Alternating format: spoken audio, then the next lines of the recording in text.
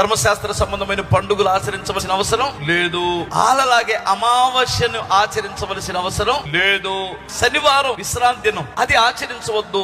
ఆచారాలు అలా పాటించాల్సిన అవసరం లేదు. ధర్మశాస్త్రాన్ని మీరు ఇప్పుడు పాటించవలసిన అవసరం లేదు.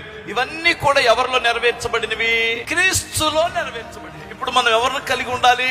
ఈ ధర్మశాస్త్రం ఇప్పుడు పాటించేవాడు ఎలాంటి వాడు చెప్పనా? నా కొడుకు ఇప్పుడు నన్ను ప్రేమించాలి, నేను బ్రతుకున్నాను కాబట్టి నా ఫోటో అక్కడ పెట్టుకొని పొద్దున్నే లేచి ఫోటోకు ఒక అట్టుకుంటుంది దండ ఒకటేసి నాతోనే అసలు మాట్లాడకుండా నేను ఇంటి వస్తుంటాడు పోతూ డాడీ అని పిలవకుండా కేవలం ఫోటోని పూజ చేస్తూ ఫోటోని ప్రేమిస్తున్న వాడిని ఏమంటారు మీరు? నేను బ్రతుకుంటే నా దగ్గరకు వచ్చి డాడీ నువ్వు తిన్నావా, తినలేదా, నీకు ఆరోగ్యం ఎలా ఉంది, నీకు ఏం తెమ్మంటావు అని కాసేపు కూర్చొని మాట్లాడడం మానేసి నన్ను పట్టించుకోకుండా నా ఫోటోను పట్టించుకున్నాడంటే వీడంత ఎదవం కూడా ఉన్నాడా?